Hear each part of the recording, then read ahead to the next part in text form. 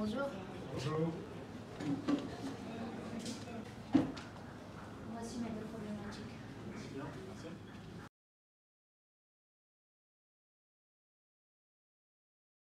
On va choisir la problématique en quoi les travaux d'Alan Turing ont-ils posé les bases de l'informatique.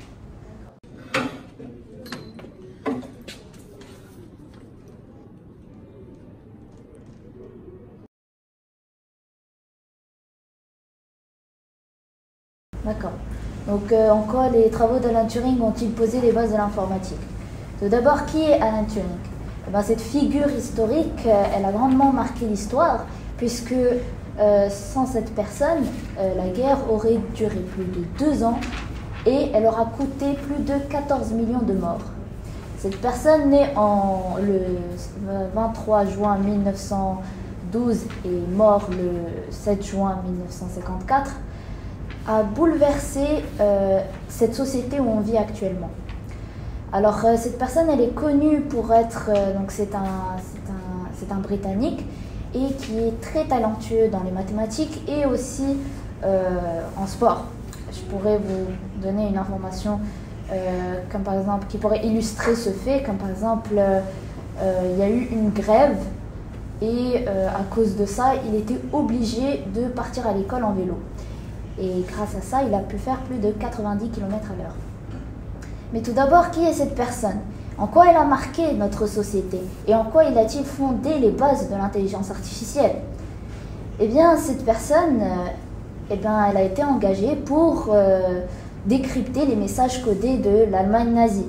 Donc, en quoi ça consiste? En fait, c'est à la base, à cette époque, les messages envoyés, c'était des messages qui sont transformés. Donc on a une lettre, on la met dans une machine, elle la transforme en une autre lettre. À la base, c'est très facile de décrypter un message codé, puisque dans certaines langues, certaines lettres se répètent et c'est plus ou moins facile à décoder. En revanche, la machine allemande, donc une machine qui s'appelle Enigma, était reconnue pour être l'une des plus complexes à coder. Pourquoi? Eh bien, on va utiliser un chapitre qu'on a étudié cette année qui est combinatoire dénombrement pour expliquer le nombre de possibilités pour décrypter les messages codés de Enigma. Eh bien, il faut savoir que Enigma, elle est composée de quoi? Elle est composée de 3 rotors. Et ces rotors sont composés de 26 possibilités. Donc, il y a 26 chiffres composés dans un rotor. Et ces 3 rotors sont choisis parmi 5 rotors. Donc, on a 3 choix parmi 5. Donc, si on choisit le premier, il nous reste 4 possibilités, le deuxième, 3 possibilités, et le troisième, 2 possibilités. Donc, ce qui nous fait 4 fois 3 fois 5, ce qui donne 60 possibilités au total. Et on sait que dans ces 3 rotors, on a 26 positions. Donc, ça va nous donner à peu près 17 000 possibilités. Donc, ces 3 rotors consistent en quoi en fait? Quand on fait entrer une lettre, eh ben, le premier rotor fait un tour complet. Et lorsque le premier rotor finit son tour, le deuxième rotor avance d'un cran. Et une fois de suite, quand le deuxième fait le tour complet, le troisième avance d'un cran. Donc, on entre une lettre, le premier rotor tourne, donc lui donne une position. Le deuxième, lui aussi, tourne, lui donne une autre position. Le troisième aussi, et lui fait ressortir une autre lettre. C'est ça pourquoi si on tape 20 fois de suite la lettre A, ça va nous donner 20 fois de suite une autre lettre, toutes différentes les unes des autres. Donc on n'a pas fini, il n'y a pas que 60 possibilités, il n'y a pas que 17 000 possibilités. Il faut savoir aussi que la machine Enigma, elle est composée d'une façade composée de 10 paires de lettres. Donc, puisqu'il y a 26 lettres, on a 6 lettres restantes. Donc, ces 10 façades, ça nous donne une augmentation de possibilités qui est inimaginable. Et le nombre de possibilités, on va l'ajouter en fait au fait que si on pose 26 factoriels sur 6 factoriels fois 10 factoriels fois 2 puissance 10, ça va nous donner à peu près 150 000 milliards de possibilités. Et même à cela, on n'a toujours pas rajouté la position des rotors, donc qui est 17 000 à peu près. Et puis si on la multiplie aux 150 000 milliards de possibilités, ça va nous donner 158 000 milliards de possibilités. Et il faut savoir également que cette machine Enigma, eh ben, le réglage, il change tous les jours. Donc si on dit que, bon, le premier, ok, aujourd'hui, on a changé ce codage, le lendemain, on va changer un autre codage, on va changer le fonctionnement. Donc, il est quasiment, en effet, impossible de décrypter cette machine Enigma.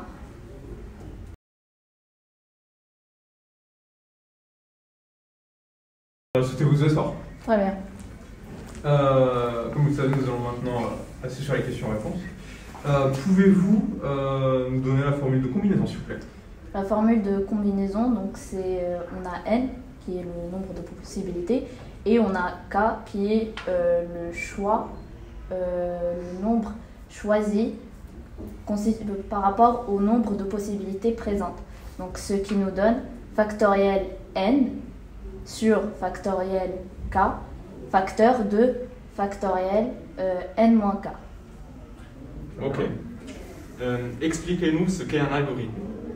Donc un algorithme, c'est en fait une série d'instructions.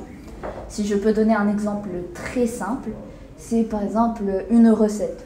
Par exemple, si on veut faire des œufs, il faut prendre premièrement une poêle, prendre de l'huile, prendre des œufs, puis cuire les œufs. Donc voilà, c'est une série d'instructions qui se suivent, tous définis, et c'est ça la base d'un algorithme. Très bien. Est-ce que vous pensez que Enigma ou la bombe serait encore d'actualité dans notre monde actuel? Excusez-moi, pouvez-vous répéter la question? Bien sûr. Est-ce que vous pensez que la machine Enigma, ou bien celle de la bombe, serait encore d'une utilité dans notre société actuelle? Disons que la machine en elle-même a permis à énormément de scientifiques de travailler et d'améliorer le concept de message codé. Donc oui, ça a énormément marqué notre société. Et je dirais que la manière de penser de Alan Turing a énormément marqué également notre société, puisque l'ordinateur que vous utilisez en ce moment même, c'est de base grâce à Alan Turing. Est-ce que vous avez un autre nom que Alan Turing dans le cas de, on va dire, les parents de l'ordinateur? Il y a en effet une autre mathématicienne britannique qui s'appelle Ada King, et cette femme britannique a également travaillé sur les principes de base de ce qu'est un ordinateur. Très bien. Juste par conformité, est-ce que la bombe était sans faille face à Enigma? Eh bien, malheureusement, puisque je n'ai pas eu le temps de finir ma présentation, eh bien, il s'avère que oui, puisque à la base, si une machine peut décoder plus de 1000 possibilités par seconde, il doit y falloir environ 5 milliards d'années pour décoder toutes les possibilités. Alors que la machine Turing, donc bombe, l'a fait en 20 minutes.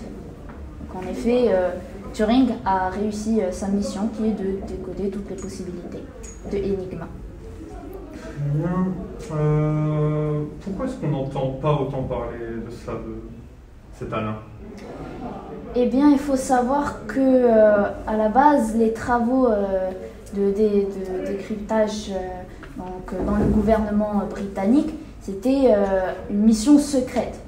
Donc les Britanniques, donc le peuple du Royaume-Uni, n'étaient pas au courant de tous ces travaux.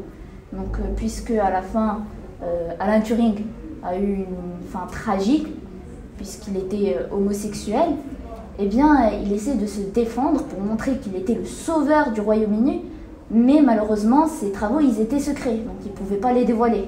J'explique pourquoi, après plusieurs années, on a enfin reconnu son talent et son travail envers le Royaume-Uni pour vaincre l'Axe.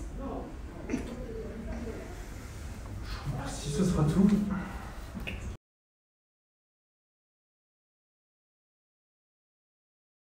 Maintenant, on passe aux prochaines questions. Pourquoi avez-vous choisi ce thème? Eh bien, personnellement, le métier que j'aimerais obtenir, que j'aimerais faire plus tard, ce serait ingénieur en sciences des données, donc la data science. Du coup, puisque je vais faire ce métier, je vais énormément utiliser cet ordinateur. Mais avant de comprendre comment un ordinateur fonctionne, il serait préférable de savoir qui l'a mis en place, qui a créé cette idée. Ok. Qu'avez-vous appris à travers ces recherches? Tout d'abord, à travers l'histoire d'Alan Turing, j'ai énormément appris à travers son courage et bien sûr sa motivation à amener ce projet vers la réussite, car puisque Enigma était connu pour être une machine qui était indécryptable et qui a réussi à décrypter une machine aussi puissante en 20 minutes, peut montrer que l'homme avec grand H, est capable de tout.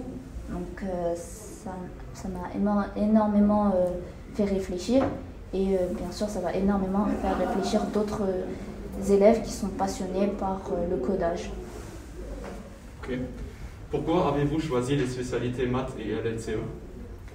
Eh bien, bien sûr, les mathématiques sont les mathématiques, je serais incapable de coder, puisque, comme je viens de vous le dire en ce moment, j'ai utilisé un chapitre que j'ai étudié cette année, qui est combinatoire et dénombrement, pour comprendre le raisonnement d'Alan Turing et le fonctionnement de cette machine.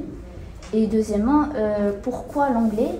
Eh bien, puisque je serai à la recherche d'un grand nombre d'informations et que j'aimerais les partager avec d'autres personnes qui partagent en fait la même passion, eh bien, il serait préférable de la partager avec un entourage qui est plus grand. Donc, puisque l'anglais c'est la langue la plus parlée au monde, puisque c'est la langue internationale, eh bien, il fallait bien que je l'apprenne. Comme ça, je pourrais communiquer avec plusieurs personnes avec qui je pourrais transmettre un savoir et bien sûr recevoir un nombre de savoirs.